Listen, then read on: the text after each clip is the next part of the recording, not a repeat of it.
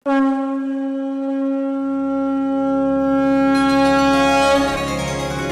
माता दी। आज चौथे गुप्त नवरात्र की आप सभी को हार्दिक शुभकामनाएं। माँ भुवनेश्वरी 10 महाविद्याओं में चतुर्थ देवी है और गुप्त नवरात्रि के चौथे दिन माँ भुवनेश्वरी की पूजा की जाती है और जिनकी पूजा से मनुष्य को विशेष सिद्धि प्राप्त होती है। भुवनेश्वरी माता के बारे में जानने से पहले आज हम 10 महाविद्याओं को समझते हैं। 10 महाविद्याएं हिंदू धर्म में 10 प्रमुख देवियों को संदर्भित करती हैं, जिनकी पूजा हम गुप्त नवरात्रि में करते हैं। देवी भागवत में इन देवियों के बारे में उल्लेख मिलता है कि काली तारा महाविद्या षोडशी भुवनेश्वरी भैरवी छिन्नमस्तिका च विद्या धूमावती तथा बगला सिद्ध विद्या च मातंगी कमलात्मिका एतादश महाविद्या सिद्ध विद्या प्रकीर्ति था। इस श्लोक में 10 महाविद्याओं काली, तारा, त्रिपुरी, भुवनेश्वरी, भैरवी, छिन्नमस्तिका, धूमावती, बगला, मातंगी, कमला के बारे में जानकारी मिलती है। और शक्तिवाद में 10 महाविद्या देवियों में से जो चौथी हैं, जिनकी आज पूजा की जाती हैं, वो है माँ भुवनेश्वरी। तो ये जो भुवनेश्वरी शब्द है, ये 2 शब्दों के मेल से बना है, भुवन और ईश्वरी। तो इसका अर्थ है समस्त संसार के ऐश्वर्य की धात्री, अर्थात जिनका ये पूर्ण संसार है, जिन्होंने इस सारे संसार को उत्पन्न किया। और तंत्र सीखने वाले साधक इस दौरान माँ भुवनेश्वरी की विशेष साधना करते हैं। तो अब हम सुनते हैं माँ भुवनेश्वरी की उत्पत्ति की कथा। तो देवी भागवत में प्राप्त वर्णन के अनुसार एक समय दुर्गम नामक एक दैत्य ने अपने अत्याचारों से समस्त देवी देवताओं को त्रस्त कर दिया। दुर्गम दैत्य के अधर्म से व्याकुल होकर देवताओं एवं ब्राह्मणों ने हिमालय पर्वत की ओर प्रस्थान किया और वहां जाकर सर्व कारण स्वरूपा भगवती भुवनेश्वरी की आराधना की। समस्त देवी देवताओं की आराधना से प्रसन्न होकर देवी भगवती भुवनेश्वरी स्वयं वहां पर प्रकट हुई और देवी भुवनेश्वरी का वह स्वरूप सभी को मंत्र मुक्त कर देने वाला था।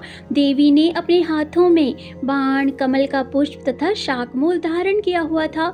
माँ भुवनेश्वरी ने देवी देवताओं की विनती सुनी और अपने नेत्रों से अश्रु की सहस्त्र धाराएं प्रकट की, जिससे समस्त नदियां एवं समुद्रों में अथाह जल भर गया तथा समस्त पेड़ पौधे, जड़ी बूटी तथा औषधियों की सिंचाई हो गई। माता भुवनेश्वरी के हाथों में शाक और फल फूलों के होने के कारण वह देवी शताक्षी तथा शाकंभरी के नामों से भी विख्यात हुई।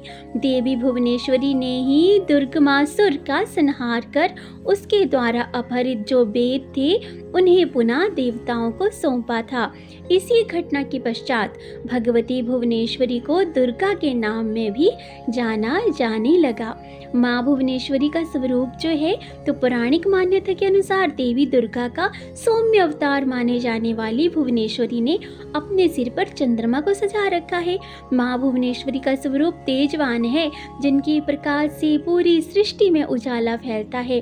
त्रिनेत्र वाली देवी भुवनेश्वरी की 4 भुजाएं हैं, जिनमें से एक हाथ वरदान देने की मुद्रा में है, तो वहीं दूसरे हाथ में उन्होंने अंकुर धारण किया हुआ है, तो वहीं बाकी 2 हाथ पाश एवं अभय मुद्रा में है।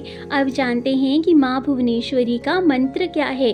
तो आज के दिन आपको ओम भुवनेश्वराय नमः इस मंत्र का जाप करना चाहिए। तो आज हमने जाना माँ भुवनेश्वरी के विषय में। अगर आपको वीडियो में बताई गई जानकारी थोड़ी सी भी अच्छी लगी हो तो सभी से शेयर कीजिए। और एक बात तो मैं बताना ही भूल गई कि माता भुवनेश्वरी के मंदिर कहाँ कहाँ हैं।